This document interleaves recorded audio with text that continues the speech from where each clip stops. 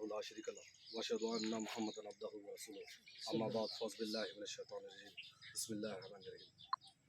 سب سے پہلے میں شکر ادا کرتا ہوں اللہ کا کہ اللہ نے اتنے پیارے پیارے دوستوں سے جو نا مجھ کو 35 سال کے بعد ملا۔ یہ احسان مند ہوں میں اللہ کا، کیونکہ جو ہے جس کے دوست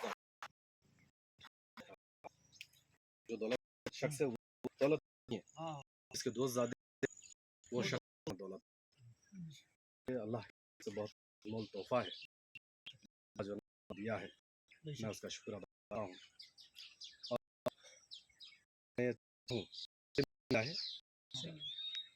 جیسا کہ رائے ہے کہ اہم مدعا اہم بالکل جو ہندوستان میں چل رہا ہے، مدعا چل رہا ہے کہ اللہ اور اللہ کے رسول کے خلاف جو ہندوستان میں بولا جا رہا ہے، جو کسی جماعت والے کو جو ہے نا نہ برداشت کرتا، کوئی بھی جماعت والا رہنے دو، وہ یہ نہیں دیکھیں گا کہ جو ہے نا میں یہ جماعت کا ہوں، یہ جماعت، سب کا تعلق اللہ اور اللہ کے رسول سے ہے۔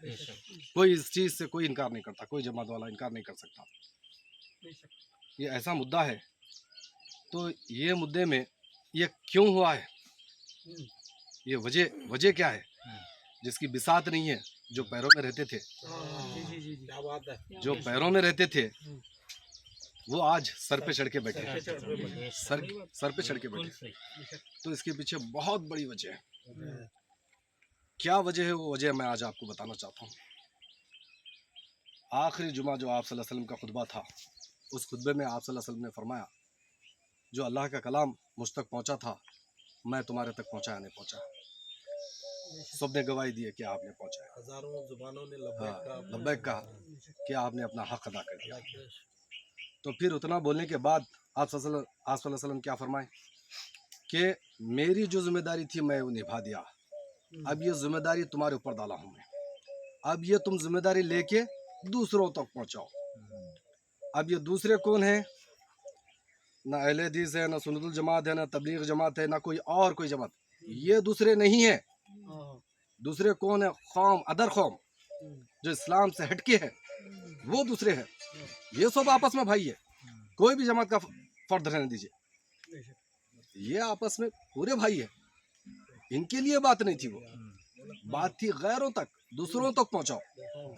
تو آج کیا ہوا؟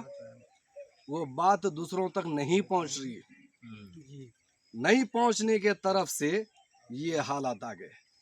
اللہ کیا کرا؟ ذمہ داری دیا تھا، وہ ذمہ داری کو نہیں نبھانے کی طرف سے اللہ کیا کرا؟ وہ جو ہمارے پیروں پہ پڑے ہوئے رہتے تھے آج ہم ان کے قدموں میں پڑے رہے، ایسی بات۔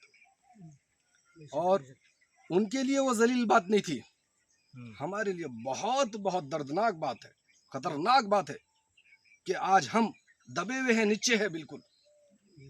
کس وجہ سے؟ کہ اسلام ان تک نہیں پہنچائے، نہیں پہنچانے کی طرف سے انہیں کیا کرا؟ انہیں یہ بول رہا کہ تم تو نہیں پہنچائے، چلو میں پہنچاتا ہوں، اس کا کام انہیں کر رہا۔ بولو جے شری رام،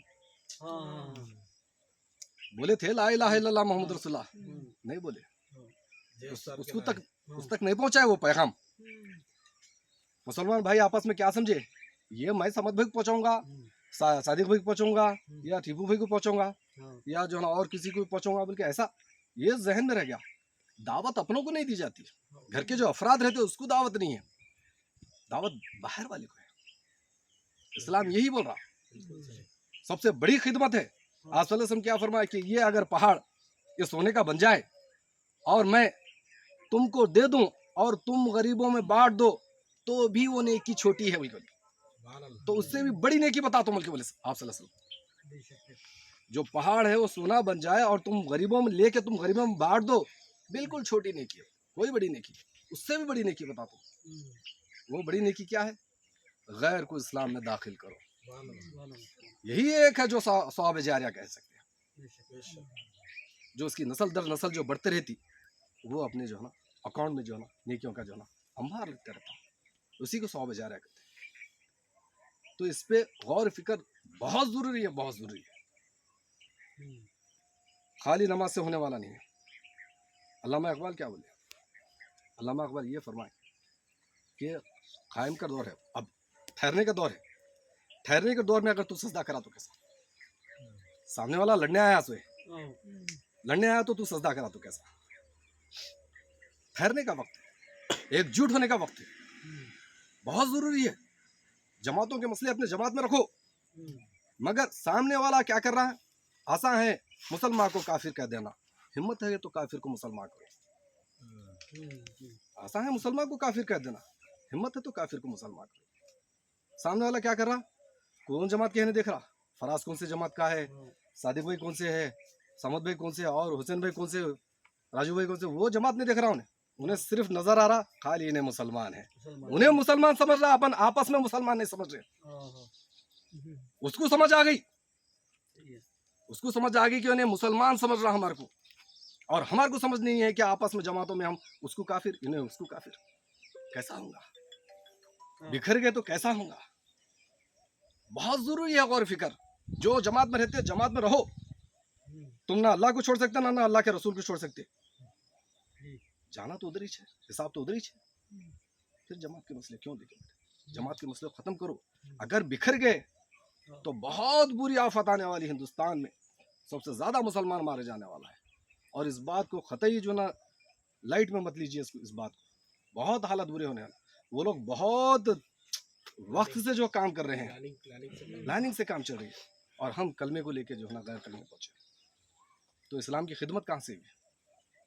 इस्लाम की खिदमत नहीं, खुद अपना ही देख रहे। बस दुख होना चाहिए अगर पड़ोसी हिंदू है और उन्हें मर गया, जहन्नुम में गया, काश अगर उसको मैं इस्लाम समझाया रहता, आज दोज़ख में जल रहा था।